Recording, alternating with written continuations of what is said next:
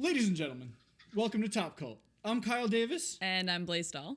And this is a historic day because, and I think it's pretty befitting, we have our first ever guest in Top Cult history. And who better than the horror historian himself, the host of Terror Talk on streaming platform TerrorTV and in the Passion Pit podcast, none other than Jay Michaels. I am utterly thrilled. I'm your first guest. First guest ever. First guest. Wow. Yeah. Oh my, I'm blushing. You can't tell under my makeup, but I'm blushing. Oh, that's great. Oh, I'm happy to be here. Thank you so much. Of course. Yeah. Absolutely. And there's a big reason why you're our first guest is because you've welcomed us into the media family for Phoenix FearCon. And so we'll be talking a lot about that. We'll be talking a lot about TerrorTV and a few other things as well. Way cool. Yeah. Way cool. Yeah. So I want to say for the subscribers in the YouTube land, why don't you give a little background? Tell us a little bit about your illustrious career. My illustrious career looks like a roller coaster when you really look at it. When I was 12 years old, all I ever wanted to do was be in horror movies. That was my dream as a kid, and somehow I kept getting sidetracked from that dream, and I got sidetracked in very positive ways. I started working in theater, in independent theater, and then commercial theater. I worked also in terms of marketing and public relations for Broadway, for off-Broadway, for regional theaters. I've been on stage for off-Broadway shows. I've directed and produced. So I have a very long and happy history with the American theater. And then I got into working in film. And again, it was commercial film. It was independent film. But the one thing that was lacking, it wasn't horror film. I still, whenever someone would... Yeah, really. Whenever someone would make a remark, isn't it wonderful that you worked on the Broadway cast of Guys and Dolls? Yeah, but it's not horror of Dracula with Christopher. It's just not splattery enough. There's just not enough gore. No. Thank you. I then entered academia. As I got older, I wanted to share the knowledge that I've spent over 30 years accruing in the American theater, and so I teach media communication, I teach speech, and I teach theater at university. And through it all, it's been a wonderful, illustrious time. I've written books and articles on directing and producing, and I've consulted, and I have my own PR firm now called J. Michaels Communications, and we create visibility for independent artists of all kinds. I've had everyone from independent filmmakers and playwrights straight through to painters and sculptors. And finally, and talk about full circle, maybe about 2-3 years ago, I get a phone call from Joel Eisenberg. Joel Eisenberg was my friend, my best friend, when I was 12. And we had the distinction of going to the first famous Monsters of Filmland convention in 1974 together. And he remained in the business. And he's an independent producer. He's an independent screenwriter now. And we were chatting, and it was great to get to chat with him after all these years. And long story short, he said, I'm working on a television program called Terror Talk, and it's going to be on a news station called TerrorTV. Want to get involved? And I was like, oh, hell yeah. So it really came full circle. Dream came true 30 plus years later. Yeah.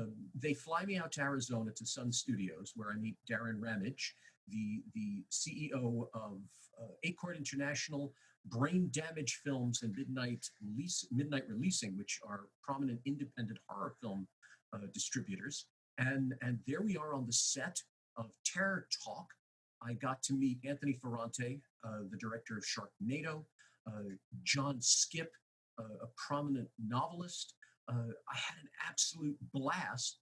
And they said, okay, let's continue it. Let's make it a series. I ended up meeting Sarah Karloff at another filming. I met Reggie Bannister from Phantasm at another one.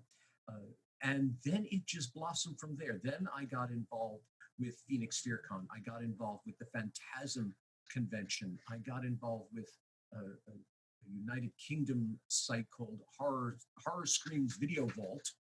Great name. Yeah, and suddenly I'm working title. with independent filmmakers on their horror movies. Suddenly I'm reviewing and writing articles about horror movies. All the knowledge that I've gathered working in the professional theater and film, I'm now giving to my first love, to horror movies. So now I'm just enjoying this ride and having an absolute blast. And that's the beautiful thing about the horror community is like, it's just that one little connection that you get where just everything snowballs in terms of networking. Right. And everybody just loves horror so much that everyone wants to prop each other up. It's funny you say that. It really is. You think about cliques and things like that, but there's none of that in the horror film and just the general horror community. You know, authors, directors, producers, they welcome you with open arms. I walked in there, and yes, okay, I had a lot of knowledge because throughout my life, I've still watched horror movies and tracked them and charted them and all of that. But I was just welcomed right in, and today I'm having a blast working with so many of these really amazing, wonderful people, and everything from their novels to their movies. In different professions, that kind of knowledge of everything could be very intimidating for a lot of people. And then there can be a lot of backstage politics where people can try to keep you down. Right. But why is it, do you think, that horror isn't that way? What is it that really brings everybody together and motivates them? I think it comes down to the foundation of the genre itself. The monster is never really a monster. It is an outsider. The storyline usually, yes, okay, it's the axe murderer, yes, it's the vampire, whatever, but there's a message underneath that we can all tap into, whether it's being the outsider, whether it's any kind of prejudice or anything like that. Rod Serling wrote The Twilight Zone basically as morality plays about things that we see every day. And I think because we as members of that community understand that, we understand racial equality must happen. We don't look at it as black and white. We look at it as the monster and the ghost and whatever. We look at the parables of it, but we open our hearts to that kind of imagery. So when you meet a fellow monster, a fellow horror film lover, you're wide open because you're now a connection. You're now a family member. You don't find that all over the place. It's very particular in the horror community. Yeah, no, I would say I agree with that, as you brought up intimidating. Yeah. And I think a lot of people would probably find, just because of the nature of horror and gore and guts and just everything that's absolutely psychotic and insane. So people will sometimes just kind of assume that anybody who's attracted to that is the same way. And it's like that camaraderie where it's like, yeah, we all love this, but we're all together in this, as opposed to something that's a little bit more normal and accessible, and people feel like it's easier to kind of branch off and create those cliques. It's funny how that works out. I'm so glad you said about normal. Normal. People either are intimidated by the horror movie, or they look at it condescendingly. Oh my goodness, it's just about, it's just blood and gore. That's so stupid.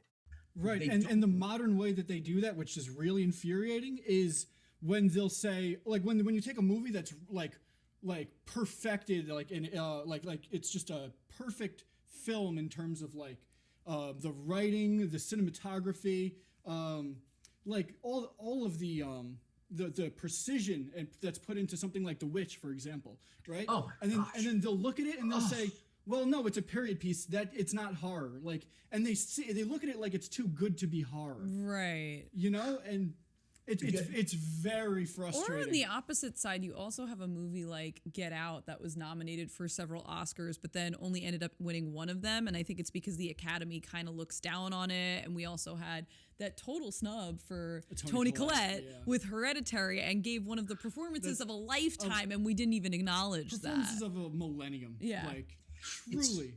It's really interesting because in the theater itself, everyone lauds Shakespeare.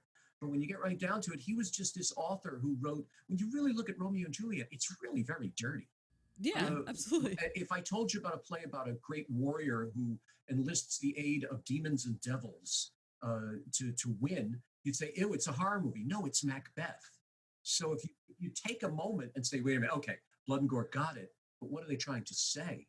Oh my gosh, it's funny you bring up about Get Out. I think thanks to Jordan Peele and thanks to, in 2017, The Shape of Water, which won the Academy Award. When you get down to it, it's the creature from the Black Lagoon gets the girl. Right. Yeah, But yeah. finally, I think the audience says, wait a minute, I could be the creature. Could I get the girl? Or even the girl saying, okay, whatever people think of him, I love him. So all of a sudden, the messages I think are starting to come through. Right. That is true. I didn't think about that. Yeah, that is really like that first branch out into that Academy mainstream finally being accepting of such a morose kind of picture. Right. I agree. So let's get, because we can do this all night. Obviously, we can discuss horror until our eyes bleed. But Right. So Phoenix FearCon. Why don't we discuss that? And we want to thank you so much for letting us be involved as media partners. You're the host of this year's festivities. Oh, yeah. With the world in complete shambles right now and it being a desolate place, and obviously people not being able to cram themselves into a con hall. So next best thing is we had to take everything online. Why don't you tell us about what it's like hosting a remote festival? Phoenix FearCon. This is the second time I've hosted a remote, but this is something amazing. Phoenix FearCon, and I'm not saying it because I'm part of it. I'm saying it because I genuinely sit back and I'm really impressed. Chris McLennan, who produces it, she took it's a lovely celebrated film festival done in Arizona every year, and she said we're not just going to try to do it small, and so we have about 24 different guests, panels, lectures, performances. We have live performances that are going to happen live stream. Her and her team have sifted through hundreds of independent films, and they're giving so many opportunities to independent films and filmmakers. They're giving so many chances to learn. My request in terms of hosting this is that they're not just fanboy things. I don't want to just say, okay, so when they stabbed you in that movie, I want it to be something deep. And so we have people who are discussing how to sell a script, how to develop a television show, how to write a novel.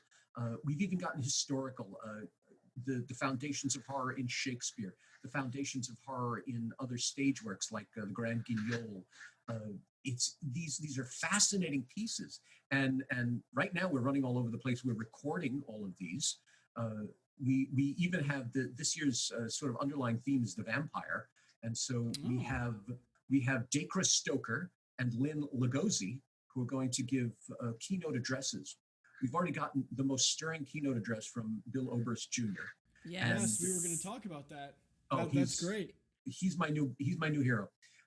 But we have the great grandson, the great grandnephew, pardon me, the great grandnephew of Bram Stoker, and the granddaughter of Bela Lugosi, who will talk about the works of Dracula.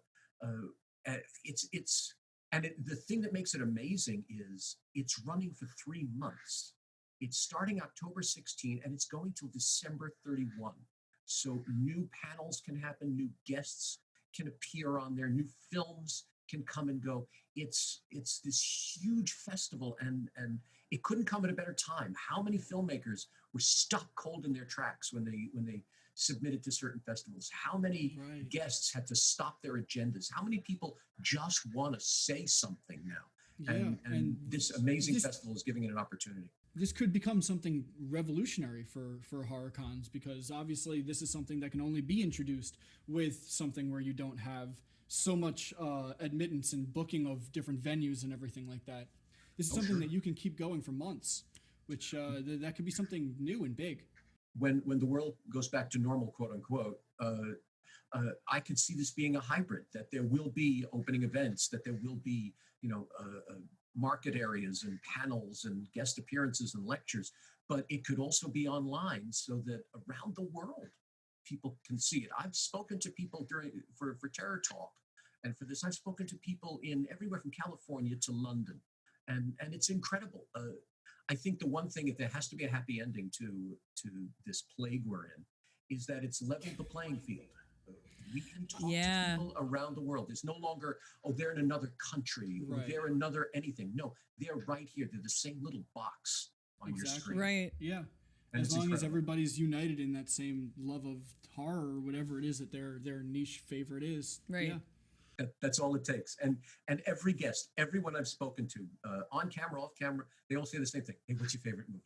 And that just puts us all together. Exactly. It's Well, great. it's such a snowball of a question because from there you either can talk about the director or the star and then what they did later on. It's just it's like you said before, like we could talk about this until our eyes bleed because that seems like such a simple question, but it opens up an opportunity for so many other facets of the horror industry to come up just with that one simple thing. Exactly. Because then you go into, all right, horror, what kind of horror? You're talking about body horror? Do you like this? Do you like that? You know, like it's like what decade? What do you like more? Do you like something more stylish? Do you like this? Yeah.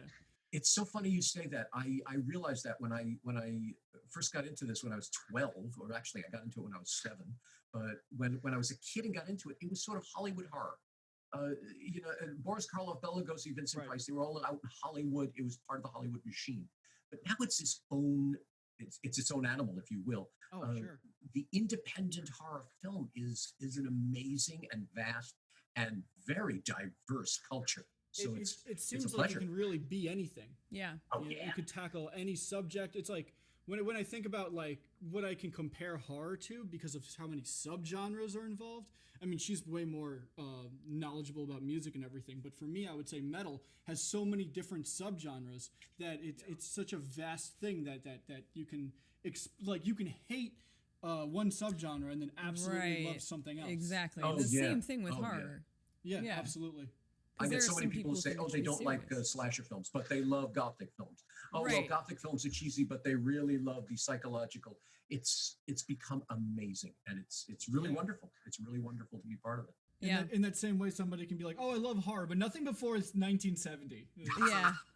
You It's get a like, lot of well, that. then you don't love horror Yeah, because I can't where do you help you. think it Right. came from? See, I think the big thing we're starting to listen to Boris Karloff. He never liked the word horror. I remember his daughter was saying he liked the word terror. He used to say, "I don't set out to horrify anyone," because he looked at it as a very harsh sound. He looked at it as warlike in some way.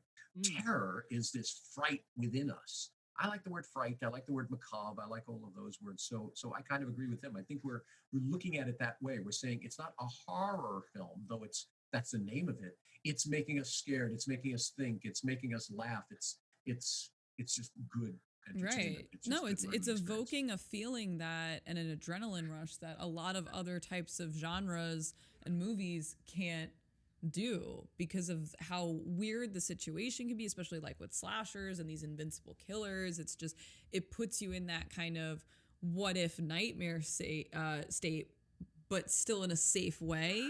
Right. Completely.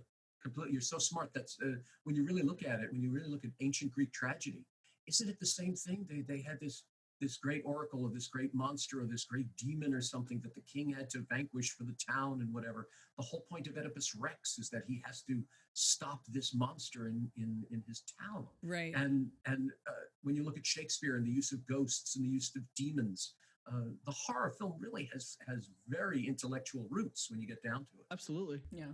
And I think this will be the first time this has ever been combined as a sentence. But to take that point about old school literature and Shakespeare, I also want to talk about it's that same interesting way that is now prevalent in there's a sect of horror which is like way more underground now, where you're not going to see in your theaters, but like your unearthed films and your films that are more psychologically shattering, if you will. Right. And it's interesting to hear somebody, because we'll do the same thing, describe certain movies that aren't about the monster in the room or the terror under the bed, but like the horrible depths and depravity of man, and we still call it horror, which I think is so interesting. Like a Serbian film is a horror movie, but it's like is like, it because right. it goes so much further than that, and it's like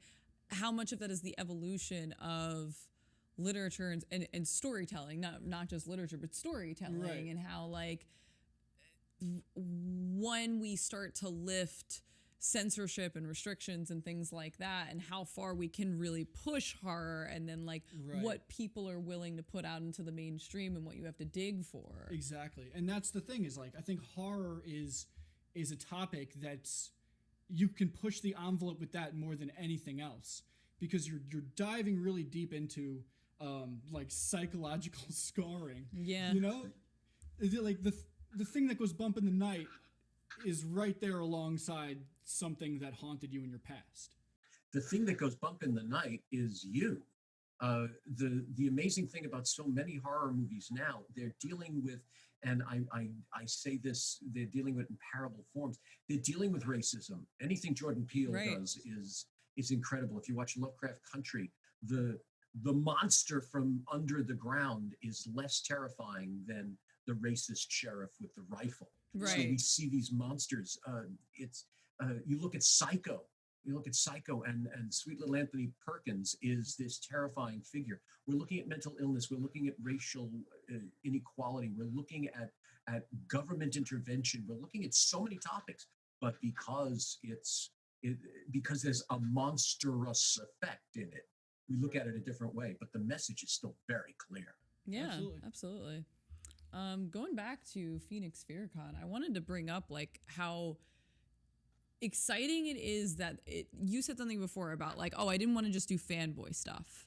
And I think that that's really unique in that there's panels, there's workshops, there's lectures that appeal to the fanboy, but also appeal to somebody who is an interviewer or somebody who's a writer or somebody who is maybe looking to aspire to be one of those things, but isn't quite yet. We're actually talking to Patrick Hickey Jr. sometime next week, who has, I believe he has a workshop.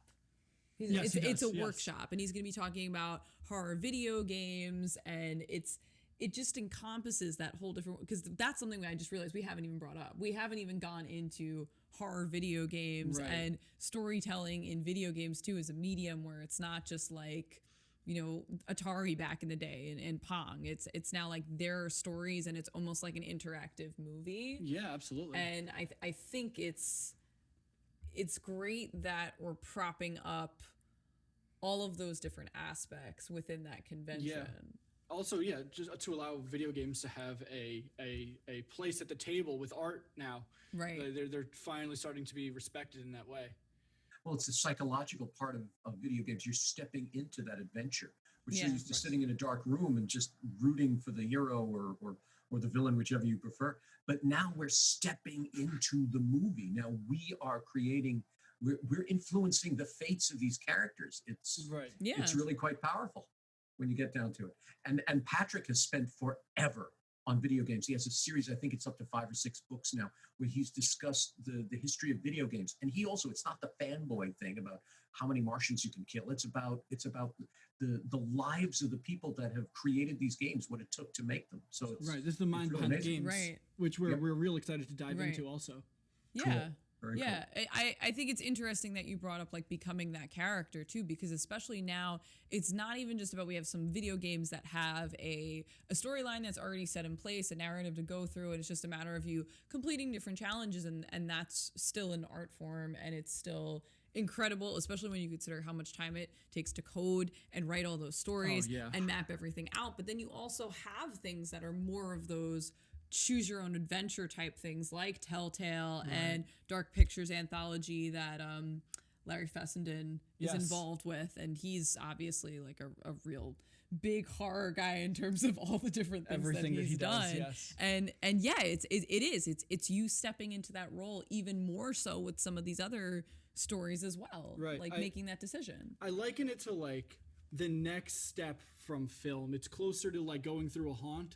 You know, when everybody says, there's no movie that'll scare me anymore. And it's like, well, then get out of your comfort zone. Go through this haunt. Sign this waiver where they can put their hands on you and experience something. And it's always like, because I've walked through haunts that they can't touch you.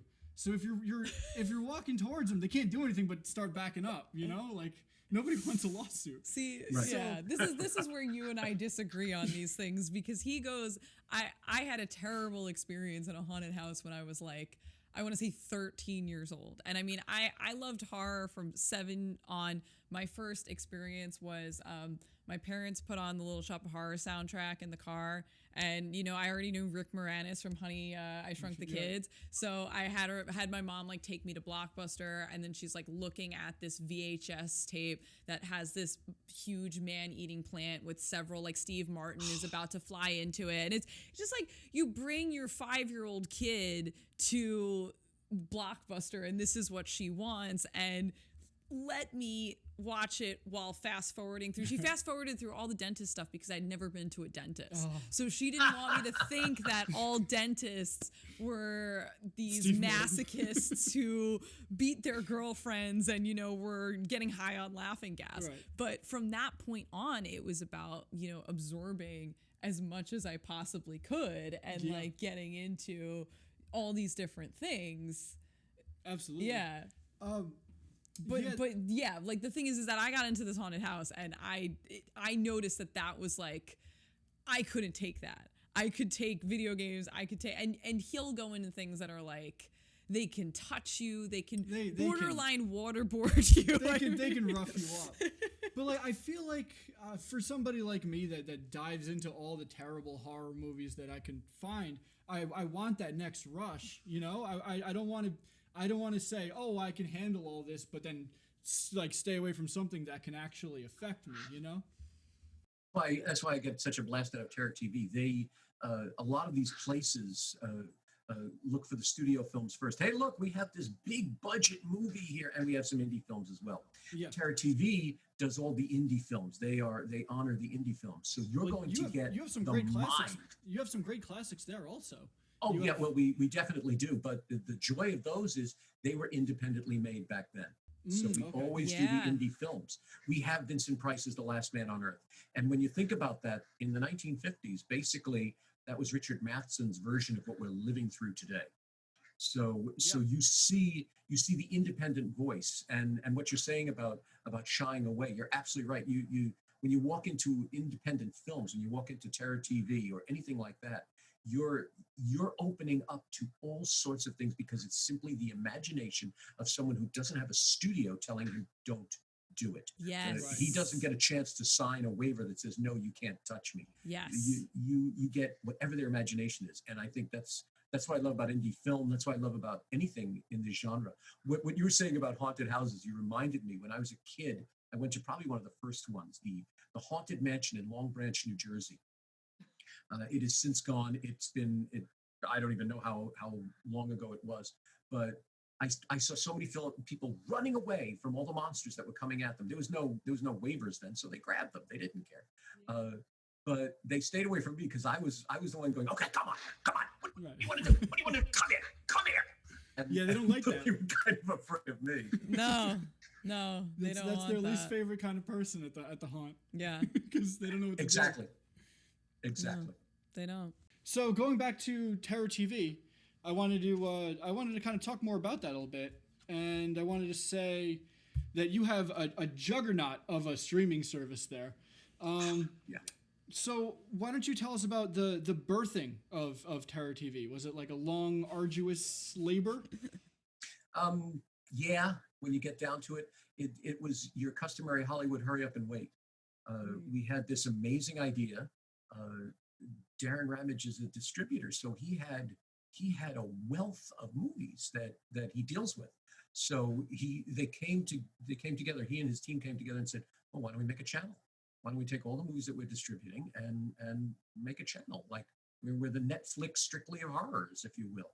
Right. And it took a long time to get it all together. It took time to figure out the publicity. Ironically, that was one of the things that they brought me on for, because since I do public relations and marketing, I came on to work with their campaign. And then they said, well, we got to do original programming because every channel has original programming. Okay, let's do a talk show. Let's do Terror Talk. And so that became the other thing. And all of these things, it went from, hey, what a great idea. Here's this pile of things. And then it took a couple of years, literally, until the financing was in place, until we had the guests ready, until we had the studio prepared, the whole works. And then it was an explosion. We filmed 3 episodes. We immediately filmed the whole pilot thing. We got everything set. We were going to be at Monsterpalooza until the doors closed. Yeah. We were talking to so many people about being guests on this. It really grew. I was thrilled that they let me do Zoom interviews now. They let me do exactly what we're doing here I saw since that, then. yeah. And we have spoken to so many indie filmmakers. We've spoken to a couple of Emmy winners. It's now become something wonderful. Now everyone knows TerrorTV.com. But it took a while to get it started, and then there was the explosion. And then when this closed down, I give them so much credit. They said, "No, we can't just let it go." We all just said, "No, we can't say let's wait." Right. Right. So we It's just about kept putting the going. work all the time. And yeah. that's where all these virtual conventions came from. Like I said, I was with Phantasm Con. We have FearCon.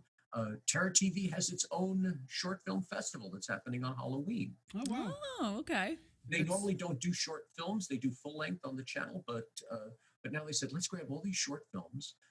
And the winners will be played on Halloween on the channel. So now they have That's their great. own film festival. It's really exploding. It's really marvelous. And I give them so much credit. They're not trying to pander. They're not trying to look like anything else. They don't want to be anything else. They're homaging the independent filmmaker. Yeah, you're gonna get on there and find some show. You're gonna go, oh no. But you're gonna get on there and you're gonna also go, wow, that could be a classic.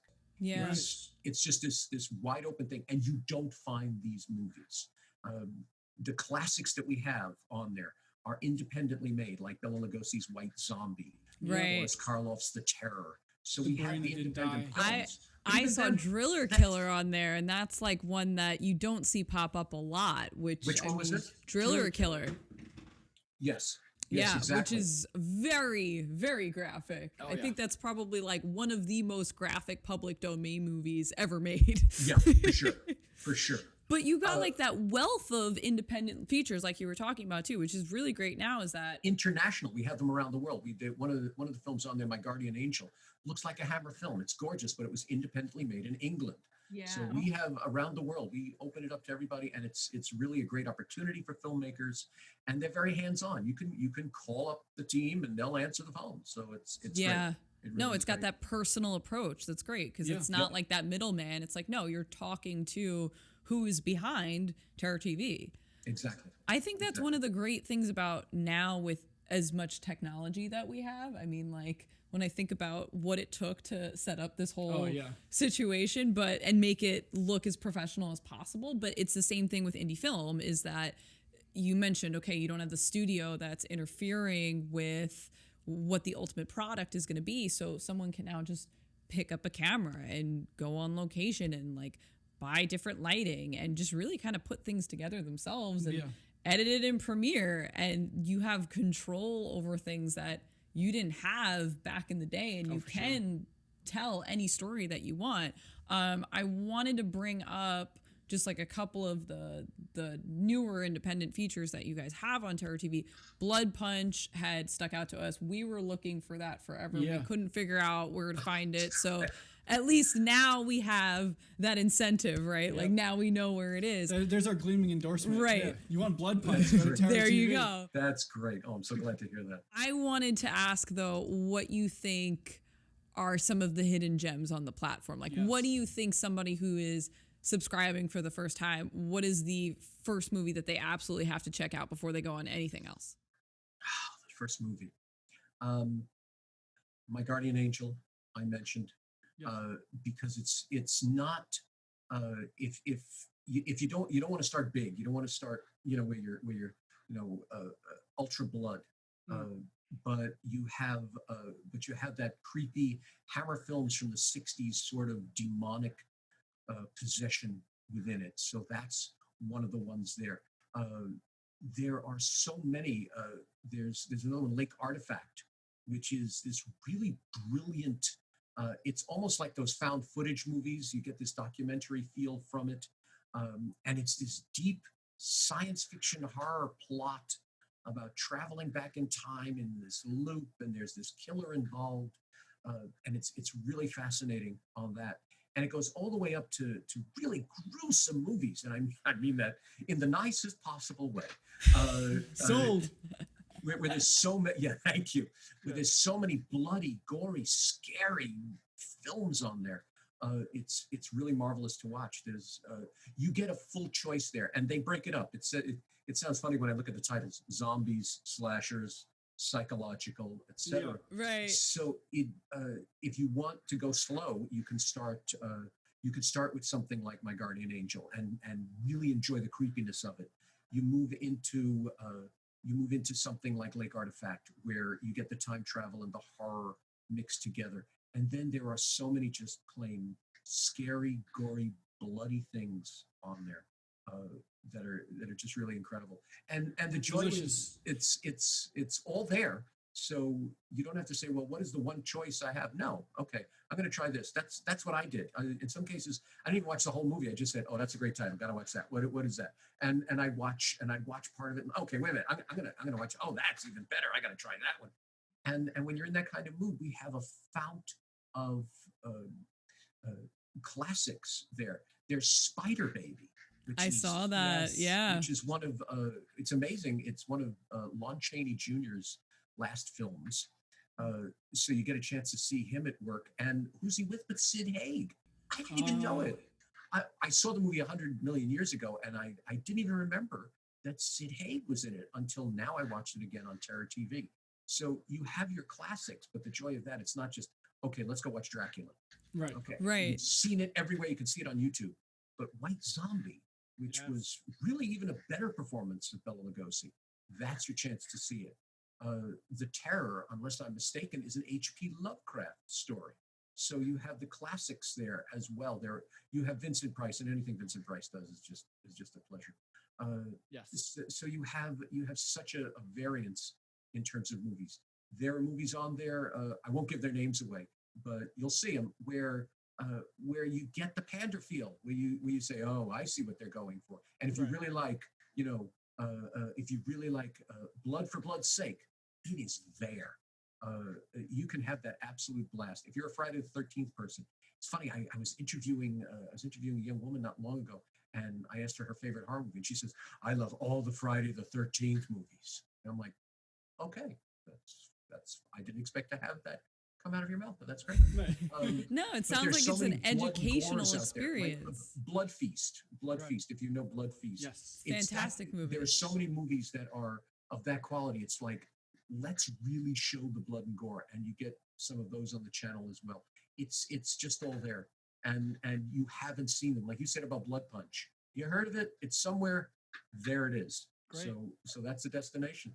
Even beyond that too, I think it's good that there are movies that maybe there are plenty of them over there that I had never heard of before. But the problem with streaming services like Netflix and Hulu and Amazon is that you have like the same movies that pop up on the watch screen every single time, right? Like they're going to tell you, okay, we just got Final Destination 3 on Netflix. Nothing against Final Destination 3. That's personally my favorite Final Destination movie. But like you have the same thing over and over again. And it's like, damn, do I really want to watch Candyman again? It's a classic, but like, do I really want to watch it again? And then you have something like TerrorTV, which has the educational experience of all these different classics that Vincent Price is in. And then you also have all of these newer ones where it's like, you wouldn't have noticed that on something that's a little bit less of a niche streaming service. And this is what's going to give you that kind of view into the independent world of horror where then you can brag to your friends before Right. something blows up. I mean, like,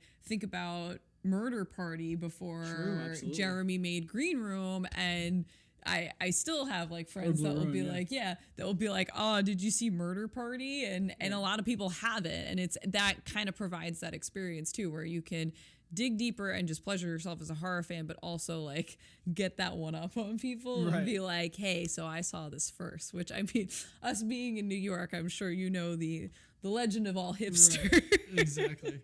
You bring up a really good point, actually. A comment that was made to me a while ago by Damon De La Greca, who runs Slasher, which is a social media site just for horror movie lovers. And he brought up the point of stations like Terror TV, channels like Terror TV, when so many times a filmmaker will say, hey, look, I'm on Amazon, I'm on Netflix. And that's wonderful, and that's great. But you're also one of a million films Right. on Right. Amazon or Netflix. And unless someone is looking for your movie, they may not find you on their endless streaming service. Absolutely. When you want to see a certain movie, you go to that particular niche. And if you want to see a horror movie, you go to a horror station. Like I said, like you said about Blood Punch, I think that was absolutely brilliant. You wanted to see it, didn't know where it was, we have it. Yeah. So it could be on Netflix, it could be on Amazon if you spend the hour or 2 or 12 to look for it. But Yeah. you got it right there. But it's better to just be in the full sandbox of horror, where anywhere you roll, you're going to hit something that you want to watch. Right. I look at it like sports fans. You look at a real diehard sports fan, and they have the T-shirt on. They're going to the game. They got everything set. It's like they immerse themselves in their team, in the sport, in the event. It's not just sitting in front of a TV or a radio listening to the game. It's and again, like you said about video games, it's being right there in the action. Yeah. Right. So when you go to a niche station like TerrorTV, you're right there in the action. Yeah, absolutely. We wanted to ask you, before we got into a lightning round, and I hope you got your thinking cap on here. Yeah. But we're curious what some movies lately that have come out over the past couple of years or so, like what's really made you feel good about the future and the state of horror? What's actually inspired you or made you feel like that was something different that I hadn't seen before? The Shape of Water. I knew nothing of it. I'm not a follower necessarily of the Academy Awards or films like that, but so I didn't know much about it. I saw a poster, I didn't think anything of it, and then when it won the Oscar, I said, let's take a look at it. Let's see it, and my mind opened up immensely because, like I said, it's the creature from the Black Lagoon, but he gets the girl. Right. So that's one that I think is groundbreaking. Anything with Jordan Peele or J.J. Abrams' name on it is something to see. Get Out and Us, any one of their pieces, the message in there is so powerful. It's really worth seeing, whether you like horror movies or not, because they're not gory, they're not scary. Right. No, they're it's scary, about the social commentary and the message. Exactly. You get chilled because you say, "Oh my God, can that happen?" And they're also smart. They have humor in it, so you say, "Oh, that's impossible." Well, you've got peaks and valleys. You've got Tim Heidecker's excellent performance in Us. That's the funniest part of it for me. I couldn't stop watching it. You know, it's fine. We can. The joy of technology now. You put it on pause. You go into the kitchen. You come back. You watch it later, whatever. No, sometimes it's just a movie. I just pretend it's like 1975, and I got to sit right there because I don't even have a clicker to do anything. I just got to watch that movie. And Those are the best. That way. The movies you silence your phone for. Thank you. Yes. Thank you. Well put. Yeah. Followed is a big one. I had the pleasure of speaking to its cast. They're also going to be part of Phoenix FearCon. Followed is a commentary about social media, about YouTube, and it's a found footage movie. But the really brilliant thing about it is that somehow they've made it seem that natural way about a found footage film, but they put in all the elements of a film, of a really powerful movie. There's plot lines, there's characterizations, there's subplots. It's really brilliant, exquisite acting. It's really brilliant to watch, and it's terrifying. It's an independent film that skyrocketed. So it's become commercial, but it was an independent film. So you get that edgy sort of, okay, we're doing our best with what we have budget for special effects, but they're twice as terrifying because of it. Right. There's that gritty realism to it. Right. Oh yeah. So there's another one. Hereditary. I really. It's funny. At the end, I'm not going to do a spoiler. At the end, I was like, oh, is that it? Oh, all right. You know, I was a little disappointed at the end, but I thought the terror that was mounting through the movie was incredible. And it's very hard to discuss without giving things away. But that's another one though. That's great with the metaphor and just talking about grieving and family and dealing with loss is just. I think it's. I don't know if you saw his follow-up Midsommar, but I mean I think that was a good movie too. But Hereditary is just an absolute masterpiece. It's one of those movies where I really don't have any problem with it. I say the same thing about, like, to go back to Jordan Peele, Get Out. I think Get Out is a perfect movie. All of the ends tie up perfectly. It's written, and I think Hereditary is the same exact way. Yeah. Hereditary was brilliant. I was watching a documentary on it, and they were talking about little effects in there, writings on the blackboard in the classroom sequence, something someone had said, a picture frame somewhere. Right. They were so brilliant in connecting it. And you don't absolutely. even really know it, but There was Right. another one. There was another one called The Lighthouse. Oh Yes. yes. I left there and I said, Eggers is on a completely different level than anybody else. Yeah, thank you. Thank you. It was not, you can't say it's a horror movie. You can't say it's a drama. You can't say whatever. It was an experience. It was, yeah, was just truly. fascinating. I left there and I was like, I don't think I've had a cinema experience like that in I don't know how long, if ever. I know you can leave a lot of movies, especially if they're ones with a lot of hype, and then they deliver on it, and you leave the theater. You also have that experience where you're like, you see a movie in the theater, and then you have that kind of being in the theater high, and then maybe in 2 weeks.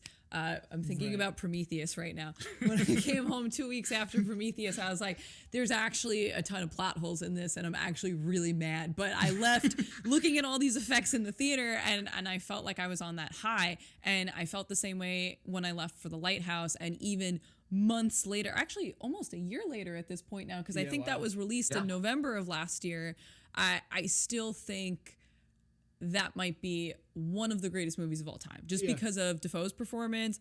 Pattinson does a hell of a job. He holds his own against him. The cinematography. Which is not easy. You can't say that for... The period accuracy. We talked about the period accuracy in The Witch. It's the same thing with this. It's just, it's on a whole other level. Truly. It's like you said, whole other level. Yeah. I'm glad you said that about The Witch. The Witch gave me the same feeling. There are so many moments where, I won't do spoilers. There's so many moments where you say, okay, it's not witchcraft, it's this. Right.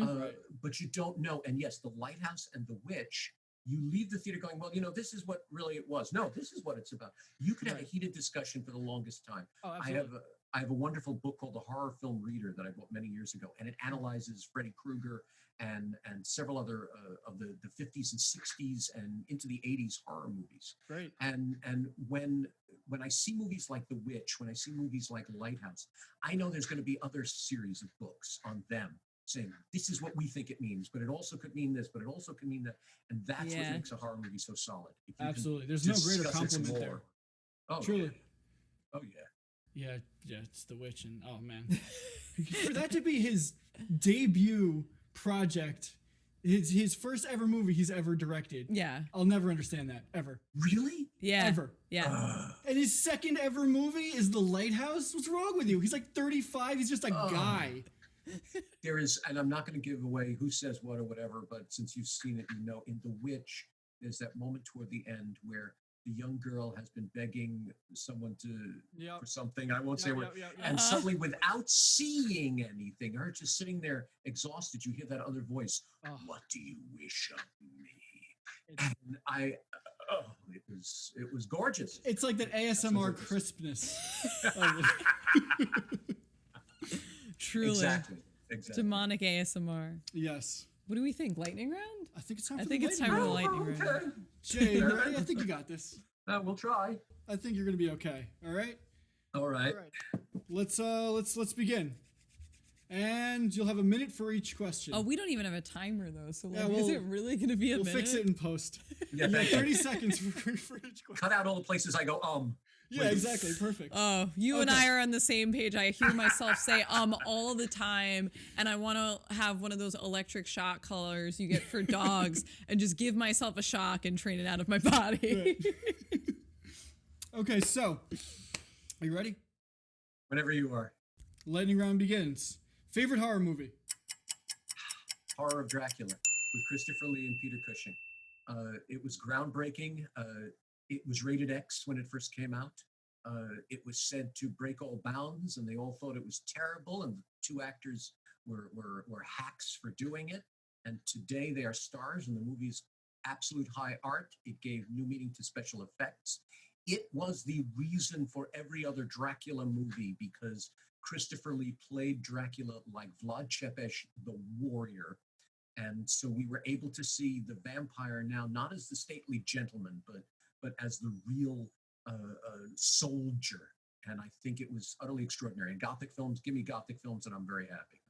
Great answer. I think that's a very on-brand answer for a horror historian. Oh, for sure. And especially with that answer too. I was living for that. Yeah.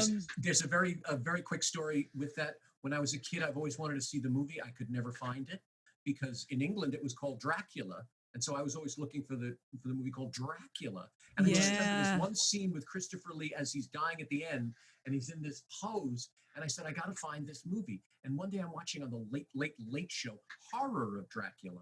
And I said, wait a minute, this looks so familiar. And it got toward the end with that pose. And I said, I'm finally seeing the movie. I finally got to see that movie. Isn't that satisfying? You don't have that anymore with the internet. I mean, we have the gift of the internet where you can find anything at the... But I can remember, I mean, I don't have a specific horror story for that, but I can remember like writing down lyrics of songs and like trying to like find it afterwards because they wouldn't tell you on the radio what the name of the song was, and then Googling it. Like you had that little bit of extra step. I got a funny story about that. My dad, who's completely tone deaf, that's a good story. That's a good story. Heard a song which wound up being "I'm Not Sick But I'm Not Well" by Harvey Danger, right? Which was Flagpole Sitta. Flagpole Sitta, right? Thank you. Which is a big song in what do you say, 90? It's gotta be like 99, 98. Yeah. And so my dad finds himself walking around a department store singing that song out loud, right? And the person behind the counter goes, "Oh, I know that song," and guides him to the record that it is so that he can bring it home and show me so that we now know what song this is. And he pulls it out and it's Natalie Imbruglia. So he's so tone deaf that she thought he was singing a completely different thing. Oh, I'm sorry to hear that. Oh, I'm really sorry. It's been rectified at least. Yes, we now know. But back to the lightning round. Lightning round. Back in that game. Favorite decade in horror? Favorite decade? Wow. The 1950s. Again, we had an explosion of veiled gore for Gothic horror movies, thanks to Hammer Films. We also got to see the parable of the Cold War with every kind of spaceman movie coming out in America. We also got a chance to see the 1930s movies because in the 50s was when television bought the rights to the Universal horror movies. So the 1950s, and that's also where we started to see the horror host, where we started to see so many different genres come together. That's when Famous Monsters of Filmland was created. So the 1950s sort of said, okay, let's take it all and hand it to the public. So I think the 50s probably is my favorite for so many reasons. That's a very fair answer. Yeah. Jay, you're a wealth of horror knowledge. And we'd love to. Very kind. Yes, we'd love to have you back and discuss things more in depth, go deeper. Anytime. Great. I love to talk.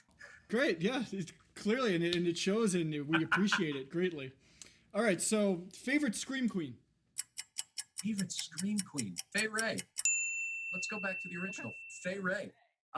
There are so many that I really love that I've seen in so many movies, but Fay Wray, I think, set the tone. You know, she had these things with her hands and the look, and I think because special effects back then were so vastly amateur, for lack of a better term, that you know when you hear her screaming with these far shots of special effects with Kong holding her, you know she sat in a studio somewhere and just went like forever. So she had to summon up the talent to do that. We don't know what's a retake. We don't know what's on a loop or something in some of these movies. For her, no. When she screamed, when she cried, it was right there. Absolutely. Okay. Favorite villain? Villain's an odd word in horror films, isn't it? That's My true. favorite villain, if we have to go just by the definition term, is Freddy Krueger. Solid answer. Yeah. I think classic. Robert Englund understood horror movies more than anyone. Rumor has it he was a classically trained actor. Okay. I've yet to speak to him, so I don't know. But and he understood the humor that has to go into terror. He understood the camera as well as the positioning in terms of characters.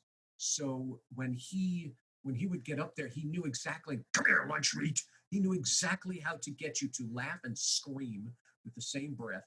He knew how to play to that audience so brilliantly.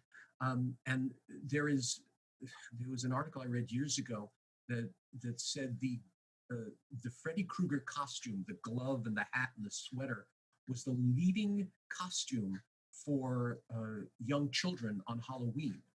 And it says something that he was able to hypnotize their audiences enough because his character is a child killer. Right. Right, he's no longer just a moving face and then a shadow or a figure. He's a Right. complete personality. When they did the remake of Nightmare on Elm Street, with all due respect to it, I don't know why they did. He mastered the concept of the monster for us, using the classical training, the movie training, the TV training. We understood, and we love it. We wanted him to kill people. That's all there is to it. He was like James Bond, in the sense James Bond would shoot someone, and we just wanted him to go bon appetit or something. Right. Yeah. Absolutely. And he's just really marvelous. One day I'm going to chat with him. Oh, Mr. England, if you're watching, one day I want to chat with him and pick his brain, because I thought he was just a master. He was the absolute master. Truly. It just goes to show you how layered it is. A lot of people just think that, especially in horror, that it's just you do have your silent villains, you have your Michael Myers, but it's not about just being evil. There's so many different things that add up to being evil in a way where it comes across as a fully fledged character and has that ability to make you laugh and has that ability to make you scared. It's a very nuanced performance. It wouldn't surprise me if he was a classically trained actor, because it's like you've studied every single area of the human condition. Yeah. And like as a kid, I was obsessed with Freddy Krueger. Like loved everything. And I was going through the VHSs in the big old box, right? And I'm loving everything. And then I get to Wes Craven's New Nightmare. And this really is like a testament to like his ability to know his character and his acting as well. Because as a kid, I didn't even know that was still Robert Englund, because of like the complete makeup transformation, the voice change. It's just, it took on a completely different beast where you took the idea that, okay, what I was is no longer scary because it's become a parody of itself. Like, let me look at it in a different way that can truly scare again using the same character. And that's not an easy thing to do at all. No. Wes Craven was brilliant, because he took all his. Wes Craven was a very mild-mannered man. He was also an academic. He started out as a professor, and so he was able to analyze the horror movie with Scream and with Nightmare and all the other things he's done, so that he knew the elements. He said, "This is what I'm putting in, so that the audience is really going to enjoy it." So he was really brilliant. He was just brilliant in his creations. Truly. Absolutely. Is it? No, I think it's your turn to ask. Is it my turn? Yeah, it's your turn. Favorite kill? Oh my gosh, there are so many. There are so many that make me laugh so hard. Oh, my favorite kill. What comes to mind, I think, and there's so many that there's just tons of them, but in Alien, when and I can't remember the characters anymore, when the android is ripped in half, because you didn't expect it. It's like he's and suddenly and ripped. it's just violent spasming, and it was just I didn't expect it. I think that's what it was. So many times in the kill, you say, "Okay, here it comes," but that was really great. I guess if I had to have a close tie, it would be Alfred Hitchcock's Psycho shower scene. Fair. Classic. And I think maybe because I know about it, because I know that there was no blood involved, that it's hundreds of little shots that were edited together. Bernard Herrmann listened to animals in terror and wrote the music according to the sounds, the shrieking of animals when they're terror. So that is no different than when you hear a dog or a cat, howl in terror. And the way it was put together, I guess that would be my favorite intellectual as a kill, but my favorite just rip. That's the one in Alien. It's interesting you bring that up, because I'm pretty sure that's how Colin Stetson, who did the score for Hereditary and more recently Color Out of Space, he was like recording bats in his backyard and making things like really slowed down. And he had some like very strange sort of recording technique and implementing environmental sounds in order to make it. But that also ties into, that was like the perfect segue for that, because it ties into our next lightning round question, which is, what is your favorite score? My favorite score. Laugh at me. Frank Langella's Dracula. The movie Frank Langella's Dracula. Nothing to laugh about. It was John Williams, who I think is absolutely brilliant and has done everything possible for science fiction. Uh, the score that he gave was so on the mark to the character. It was this gothic, romantic, soaring. I don't like scores that you say, "Oh, it's a horror movie score." I Right. don't like the way. I don't. Sorry. It was so beautiful. You can listen to it and just think it's lovely. Yeah. And then the moment you put the cloak, the bat, the ship running ashore, all of that together with it, it becomes that much more startling. So I think Langella's Dracula, the movie version, was in terms of music was just I went out. I remember going out and buying the LP, buying the record just to listen to it because it was so lovely to hear. Great answer. Very cool. Is this yours or mine? No, that's you. This is mine. Favorite horror movie title? Favorite horror movie title? Yeah. So this is a tough one because can I say a serious one where like Psycho or Nightmare on Elm Street or even Friday the 13th, Night of the Living Dead, these very powerful titles. Yes. Or how about hilarious ones? There's one, I Married a Monster and Attack of the 50-Foot Woman. Right. I just laugh when I hear that. I guess if I had to give the best title I ever heard, The Phantom of the Opera. Okay. I think I'd just go with, we could say these one-word things like Hereditary, like Annabelle, Insidious. These are great, shocking things, but if you really want a title that just makes you sit back and say, okay, what am I about to watch? You go back to Gaston Leroux's The Phantom of the Opera. Yeah. Because, okay, is it beautiful? Maybe. When Claude Rains did it, it was this lovely orchestral thing. Is it horrifying, like Herbert Lom's version? Or is it this meaningful moment, like Lon Chaney? So I guess my favorite title is The Phantom of the Opera. Solid. Yeah, it's a very good answer. Okay. Poe or Lovecraft? I'm gonna okay. I'm gonna cop out. I'm gonna say both. Poe. Okay. Poe is my first choice. Okay. Poe is my first choice. I think what he does with his work is so stunning and so accessible to everyone because it's based on grief, it's based on abuse, it's based on addiction.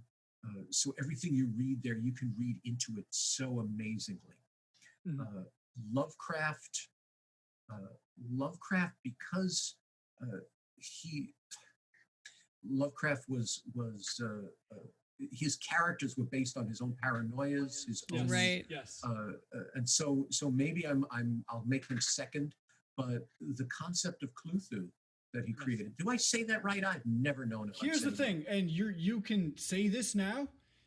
You're not supposed to be able to pronounce or even understand that language, so any pronunciation is okay.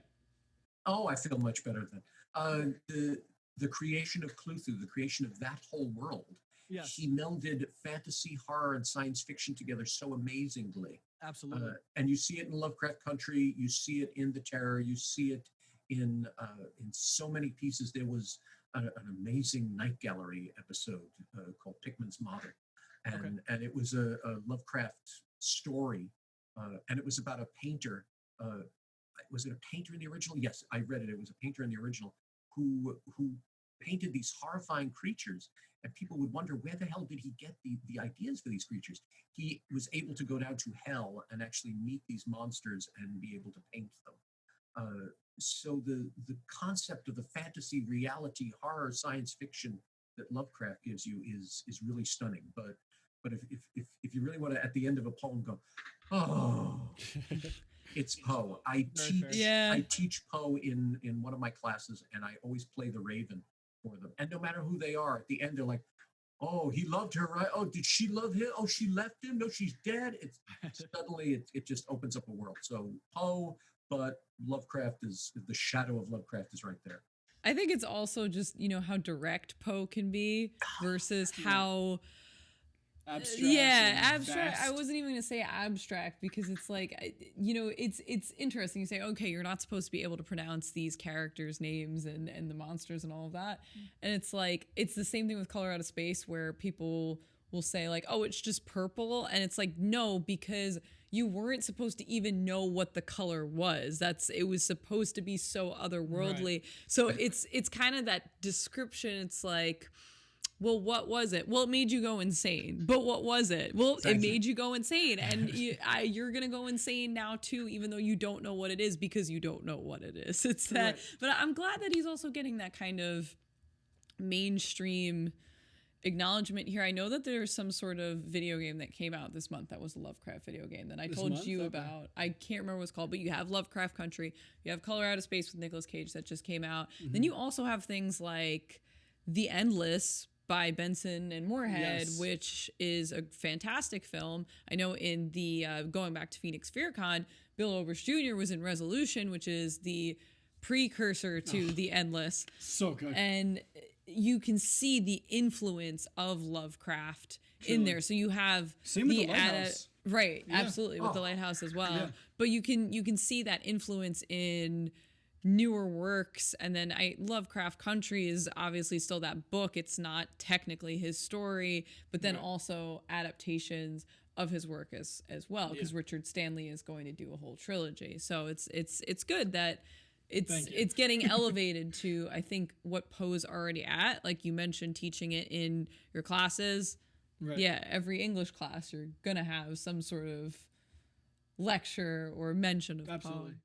I think Lovecraft might be coming into his own because the horror movie always reflects, our horrors out in front of us somewhere in the world. And I think his characters are this thing that came out of nowhere, that came out of space, and that is now plaguing us. So I think as we're sitting indoors terrified, we're wondering where things came from. And so the outer space-ish horror that he gives us, I think is tapping. Yes. Thank you. The cosmic, I think, is starting to resonate with us much stronger Well, these days. that's also the thing is with Lovecraft is it's very like there's that existentialist writing where these things are beyond us. They always have been. They one day will be again. It has nothing to do with us. And we think of ourselves as an important race, but it's so beyond us that even a glimpse of this world will shatter us because we're not meant to be anywhere near it. Right. Yep.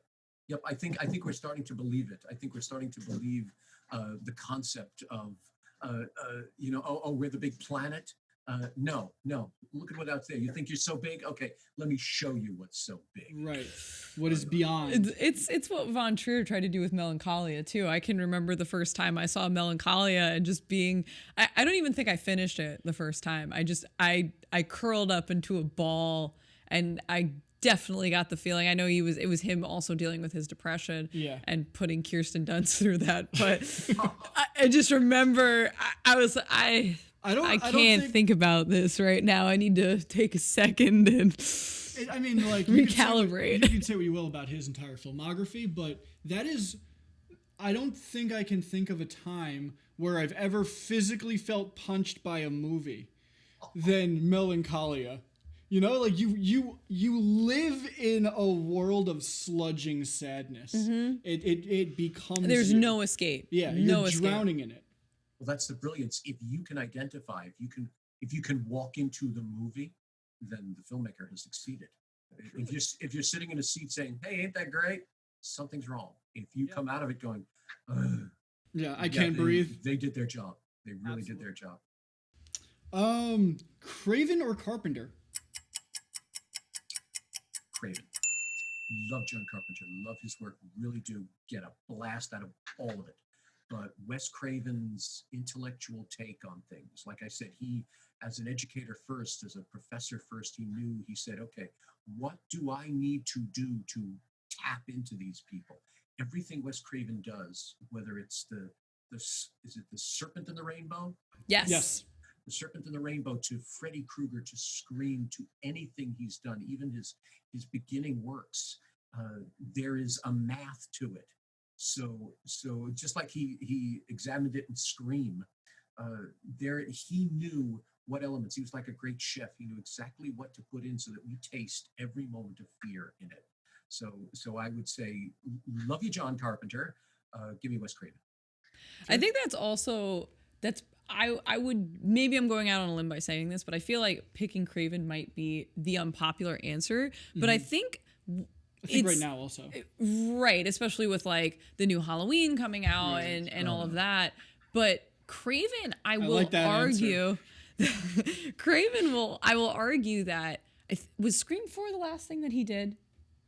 Or it was close to it. I think so. It was close to the end, yes. Yeah. I don't know if there was something else in there that was called like, who was it, like Now I Lay Me Down to Sleep, something like that. That was obviously a very throwaway movie. My but Soul to My Take. Soul to Take. My Soul to Take. That's what it was. Nailed it. And you guys are good. Oh my God. I got to talk to you guys. Wow.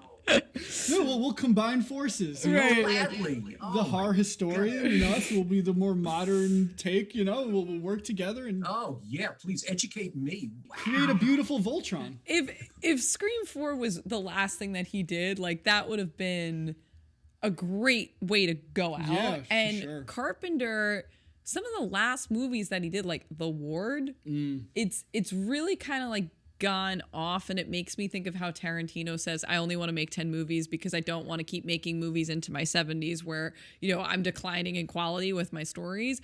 And somehow Wes Craven managed to, even throughout the end, okay, you have a couple of duds here and there, everyone does, but like by the end, Scream 4 is still a fantastic sequel. I would argue that it's better than 3. Maybe it's even better than 2 because it's that kind of reboot of it was the more beginning. a reflection of the times, which Scream 1 was also. And right. So I think 4 really had so much time had passed and enough time had passed where they had more to actually work with. That's more of a social commentary on our times again, rather than 2 playing off of the same tropes and digs at horror to begin with.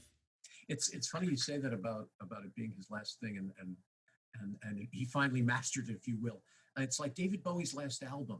I was gonna bring up Bowie too. Bowie is a whole other. It's amazing how like Paul McCartney, one of the greatest, most prolific songwriters in the world, will put out some stuff now where I'm like, this, you didn't need to put this out. I'm sorry, Paul, you didn't need to put this out. David Bowie was innovating all the way up until the end. All the way until the end. And the end, that's exactly what I was going to say. I think the reason Scream turned out the way it did, David Bowie knew he was going. He knew his time was short. And so he tapped into himself and he said, what's left? I'm not going to save it for album 3, 4, 5. I'm not going to save it for video 10. No, what's left? And what he poured into his last album is so incredible because it's the last of him. Of this man who created everything from Ziggy Stardust to I can't even go into. We don't have enough time. We don't. We really don't. He took everything left and he said, "Okay, I'm giving it in this one album." And I think Wes Craven, somewhere in him, he thought, "Okay, maybe he didn't know exactly, but my time's growing short. Whether it's my career, whether it's my life, whatever." And he said, "It is time to create an educational tone. So now let's do Scream. Let's show people what they're watching and how to enjoy it." And so millennia from now, people can watch a horror movie and say, oh, of course, because at this point, they're going to come through the door, just like I learned in Scream. So he kind of gave us the encyclopedia within a group of movies. We got one. Man, we got one more. We got one more, and it's so sad because we'd love to just talk about David Bowie for the next 6 hours. Really. Oh my god. But this is the send off. The send off for the lightning round. Okay, I know. I'm gonna go off camera and cry. Yeah. We'll listen to Black Star right after this. But your favorite ending line in a horror movie? Oh, someone just asked me this, and I said I don't know. I couldn't figure out my the last ending line. I get into the classics, but I want to see if I can stay away from just the classics so much. It's never been an ending line. It's always been that ending look, that last scene. As the sun's coming up, as you see the dust, the cloak, the skull, something like that. My last ending line. I go back to to the originals again. 'Twas beauty killed the beast. You know, you want to hear something funny? I thought that was going to be your line. Really? Oh, Yeah. that's great. I had a feeling. It was, and I have a very funny story with that. I was taking a film class back in college 100,000 years ago, and I was failing that class miserably. It was foreign films, and I couldn't understand anything at that point in my life. Forget it; it wasn't going in, and I was failing that class. And the professor had said, "Okay, if you do well on the final, you will pass the class." And the final was an essay, and he said, "I'm going to play a movie during the final, and then you're going to write an essay on it right there." And I thought, oh, great, it's going to be another foreign film. I'm not going to understand why the woman was talking to the rat, and then she drank the water out of her shoe, and oh my, forget about it. And he turns on the projector, and it's King Kong. And he asks the class one question. He said, okay, define 'twas beauty killed the beast. I wrote an essay like this. I always thought that's a great line because it is no matter how you turn it around, it is the essence of every horror movie. There is some dark force and goodness stops it. Now, in King Kong, could we say that the gorilla, that Kong was the dark force? We can, but can we also say that the beauty was Fay Ray that killed him? Can we say that King Kong was the beauty?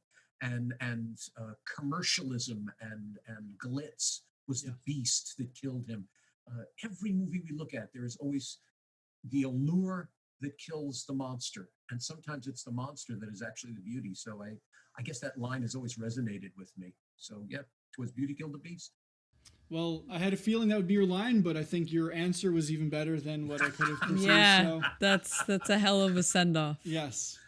Jay, we've had a great time talking. It's been to an you. absolute Guys, pleasure. you have been wonderful. This is marvelous. Please send me links and everything. I want to spread the word about your podcast. I want to tell everyone about it. You guys are really marvelous, and you're so damn brilliant.